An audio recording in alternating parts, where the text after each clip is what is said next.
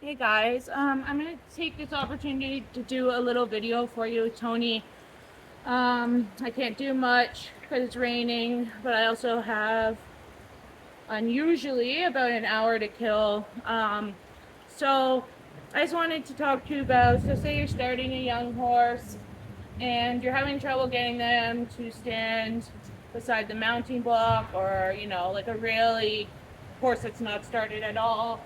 um, they don't like you over their back. Okay, so if you're at that point, and you're just wondering what to do, I can show you something.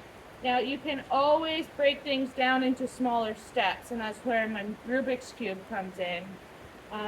Good boy. So right now Tony doesn't want me on the mounting block beside him, and I know that because I'm doing it at Liberty, and he doesn't want to stay there. Okay. Sometimes a horse, when you have a lead on, they will stay there for you, but he shows me with the lead on, like he's not comfortable yet, which is okay. Every horse starts out uncomfortable, and then you just need to break it down into what your skill level requires and what your horse requires. So right now we're also mixing in a little bit of treat receiving mode because he's getting a little pushy, and I haven't taken the time to do it, so I have this extra time. I want to work on that. So say, I hope you guys can see. So right now he's in the right position beside the mounting block. So whoa, whoa, good boy. So I get up here, and he backs away. It's just like, I'm not comfortable. Okay. Sometimes it's that they don't know, um, and sometimes it's a mix of both. With him, it's a little bit of a mix of both. So I'm not ready to be up here on the mounting block yet. So I'm gonna move it away. Get him to come back. Good. Whoa, whoa. So this is how I can break it down, make sure he understands that he's supposed to be staying still. Whoa. Okay, so sometimes you just need to position your body differently. And I'm gonna get out of view here. I'm just gonna try to stand at his side where you would stand if you were on a mounting block, okay? And that's how I'm breaking it down further for him, so that there's no anxiety related to it at all. Um, and then we don't have to work through that. So right now, I'm just gonna see, will he let me stand here beside him? That's good. Whoa, whoa. Will he let me stand at his withers?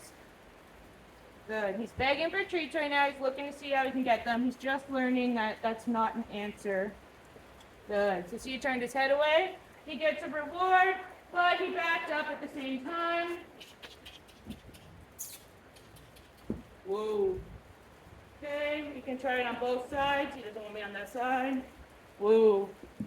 So I'm just going to try and make it feel good and sort of see me. But now I'm in position, okay? I'm going to back up with him until he stops. Good boy. Okay, so he stopped. I kept standing at his, I guess like right where the girth goes is kind of what I'm aiming for, where you would go to get on them. So I just stayed in that spot, as long as he wasn't getting worked up about it. And then when he woed, and I'm still in that spot, that's when I released the pressure or released the ask and said, yep, that was the right answer, and now we can move forward. So I'm just going to try it again. Whoa, whoa. I also taught him, to walk backwards with me. So now I just have to make sure it's clear to him that sometimes he walks backwards when I walk backwards, but sometimes he just stays here. Whoa. Whoa. Okay, so right now he's letting me stand in the right spot, but he's begging for treats, so good. So I just waited till he turned his head away and he was standing in the right spot. Okay, so you see how you can break it down to as many steps as you want. So once he's letting me stand there comfortably, on both sides, then I can try going back and saying, well, now will you stand there with me up higher on the mounting block, okay?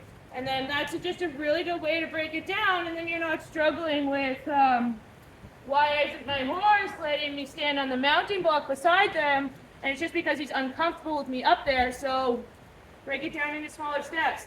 Get him comfortable with me standing here at the same level as I normally am. And eventually, get him comfortable with me hugging him around here and patting him on the opposite side. So see, he's a little, I don't know if you can see his eye. It's uncomfortable.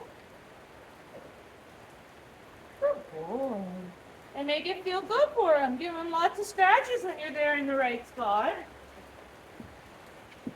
Good. Whoa. Now, if I had a lead on him, it probably would be a little bit easier for me to get him to stay here and figure that out. So if you're not as experienced, or if you're not as comfortable, or you don't want it to take as long, then just put a halter and a lead on them. That's fine. I'm just showing you, you can do this on a line or at liberty, whatever you want. I'm just showing you just simply how to break it down to smaller steps. So, you know, as long as he's constantly moving with me back here, I would say he's not ready to go on to the next step. Okay? So you just want it so solid and clear in his mind that I can go up and tell him, whoa, stand at that spot, reach over and pat him on the other side. And he's so completely comfortable with that he feels stuck in that position, like you're not worried he's gonna move at all, okay? And then you could go to your next step. That's how you know it's really solid. So just kind of wanted to give you a little idea here. We're gonna keep working on it. But yeah, that's a good way to break it down, you know, before you get on for your first ride.